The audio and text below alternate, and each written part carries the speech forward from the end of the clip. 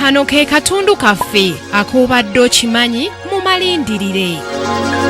Winnie Mandela yatuukiriza ekyawandiikibwa ekigamba nti obugagga bw'omuntu gye buba, omwoyo n'ebirowoozo gye bibeera olw'okuddamu okwetaba mu lugulube lw'ebyobufuzi ku kakiiko akafuzi aka National Executive Committee ak'ekibiina kya African National Congress bwe yalondebwa n'afuuka ow'okuntikka asalawo ekyenkomeredde mu kibiina kino mu lukuŋŋaana olw'omulundi ogw'ataano mu ebiri olwatuula e Polokwane ekya South Africa.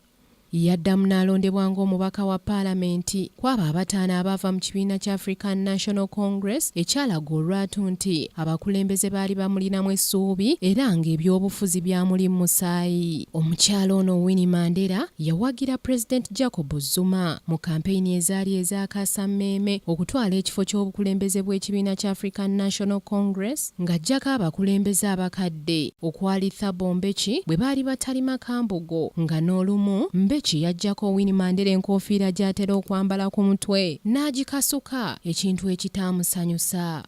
Mu kulonda ani anaakwata bendera y'ekibiina kya African National Congress mu kalulu ak'omwaka 2009, Winnie Mandela yakwata kifo kya kutaano ng'ono nno yakulemberwamu Jacob Zuma. Galema Montate yaliko pulezidenti w'eggwanga lya South Africa, Baleka Mbete ne yali minisita w'ebyensimbi Trevor Manuel. Olwo nno Winnie Mandela n'akwata ekifo kya kutaano nga kino kyamulabisa ng'ow'omugaso mu kibiina kino.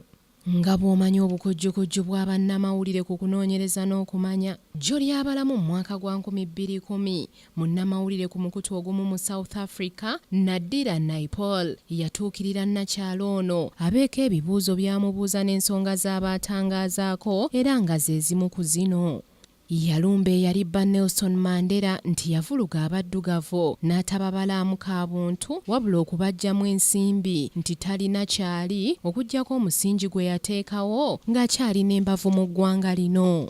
Mu birala bye yayogera mwe mwali okuvumirira ekikolwa Nelson Mandela kye yakola eky'okukkiriza engule eya Nobel Peace Prize ng'eno yali ya ddembe lya buntu. Yagifuna n'eyaliko pulezidenti wa South Africa ebiseera ebyo, F.W. de Klerk, eyatuntuza ennyo Nelson Mandela era ng'ono yali mu gavumenti y'Abakabul. Mu kafubo ne munnamawulire Naddira, Winnie Mandela yategeeza ensi nga Nelson Mandela bw'atalina buyinza ku bawala be. Bingi ebyayogerwa nnakyalo ono ng'avumirira eyalibba anti akivaamu yakiyita ekyato. Ebigambo bino byafulumira ku mikutu gy'amawulire egy'enjawulo nga bwe luba lupapula gwe gwali omutwe.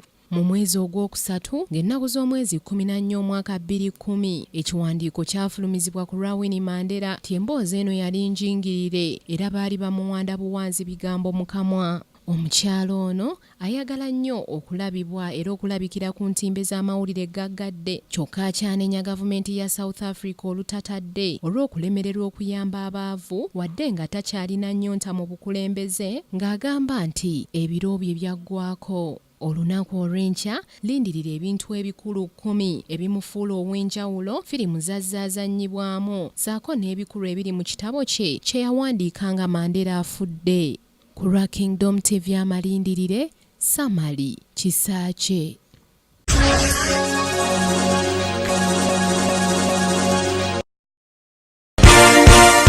This is Kingdom TV.